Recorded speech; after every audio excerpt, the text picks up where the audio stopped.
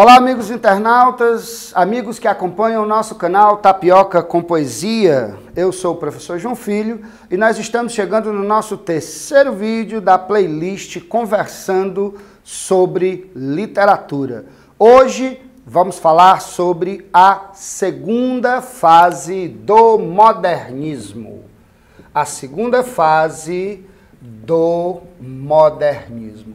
Mas, professor João Filho, por que enfatizar, por que destacar a segunda fase do modernismo? Meus queridos, porque nesse momento nós temos dois times de pesos pesadíssimos da literatura brasileira. Nesse período que vai de 1930 a 1945, e para você que acompanhou o nosso vídeo anterior, sabe que esse foi o momento de consolidação do modernismo, porque foi o momento em que se colheram os frutos plantados pela geração de 22, a geração da Semana de Arte Moderna. É nesse momento que nós vamos ver uma literatura com cara de Brasil. Uma literatura efetivamente que reflete a nossa realidade. Uma literatura que tenta se comunicar com o leitor comum, com o brasileiro médio. É exatamente essa ideia de nós termos finalmente uma literatura que é a nossa cara, que não paga tributo à literatura europeia, que não é acadêmica, que não é elitista.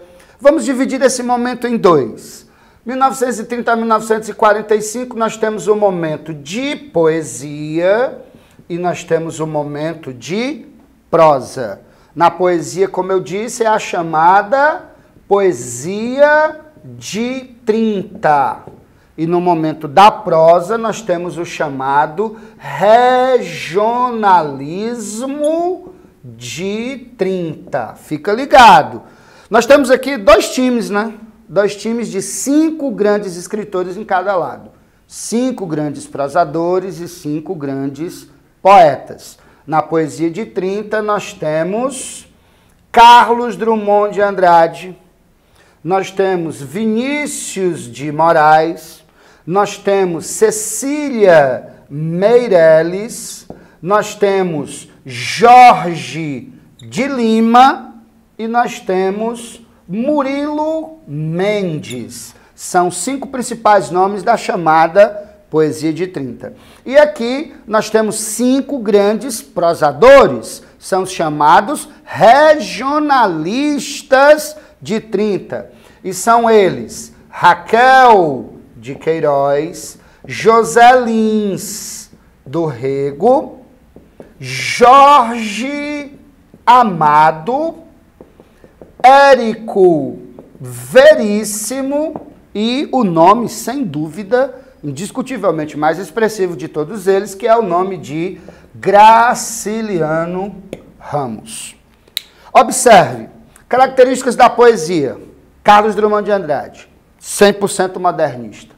É o cara do verso livre, do verso branco, da aproximação da prosa com a poesia, desse grande leque de temas, mas sempre ligados à realidade cotidiana, à realidade do Brasil, à realidade do homem brasileiro. É um poeta pé no chão, que faz a poesia ligada, né, ao cotidiano. Vinícius de Moraes resolveu seguir por uma outra vertente. Vinícius de Moraes teve a sua fase mais espiritualista, uma fase, digamos, mais social, mas Vinícius de Moraes é um neo-romântico. Basta lembrar que o melhor da sua produção em literatura são os seus sonetos, e sonetos tematizando o amor. Soneto de fidelidade, soneto do amor total, soneto de separação. Então, digamos que dentro desse momento em que você tem liberdade inclusive para se prender aos modelos clássicos.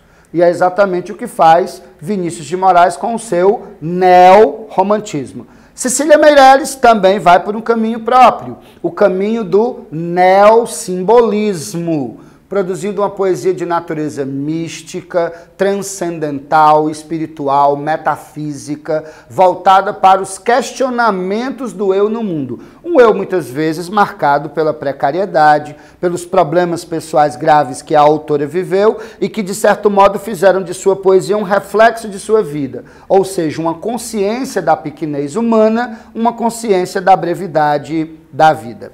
E em Jorge de Lima, nós temos também um poeta multifacetado, mais conhecido basicamente pela sua poesia de teor cristão católico. É o que nós chamamos de uma poesia ligada a uma arte cristã combativa. Fez também sonetos, em alguns momentos teve ali a sua fase neoparnasiana, teve também a fase da poesia negra, essa Nega Fulô, por exemplo, né, onde ele observa meio que como um romântico condoreiro a questão do negro no Brasil.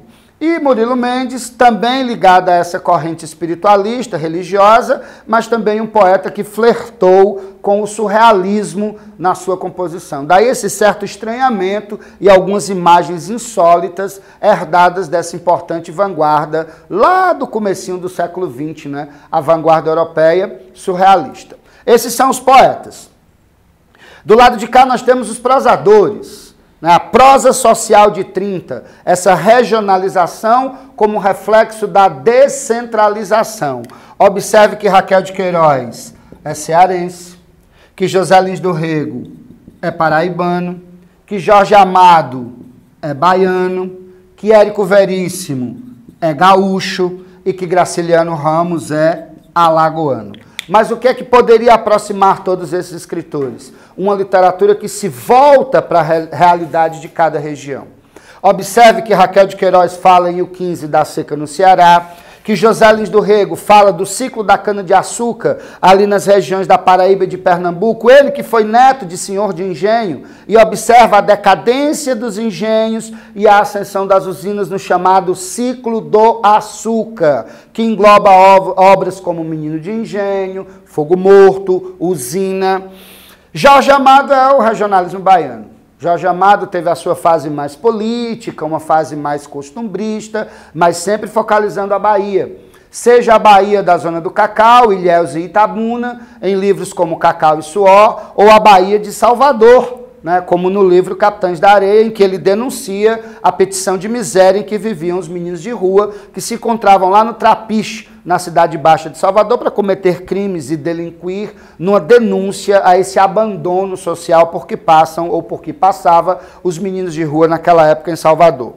Já Érico Veríssimo vai focalizar o Rio Grande, vai focalizar Porto Alegre, em obras como O Incidente em Antares, Olhar Lírios do Campo, mas o seu principal texto, o seu texto, digamos, de teor épico, é a monumental obra O Tempo e o Vento, onde ele conta, tendo como pano de fundo a própria história do Rio Grande do Sul, a história de uma família de estancieiros dos Pampas, a família Terra, que depois vai se tornar a família Terra Cambará, contando 5 gerações da família de Ana Terra, passando por Pedro Terra, Bibiano Terra, até chegar em Licurgo Terra Cambará, já nos anos 30 e 40, coincidindo historicamente com a ascensão de Getúlio Vargas ao poder. Portanto, esse é o escritor dos Pampas, esse é o escritor das terras do sul do Brasil.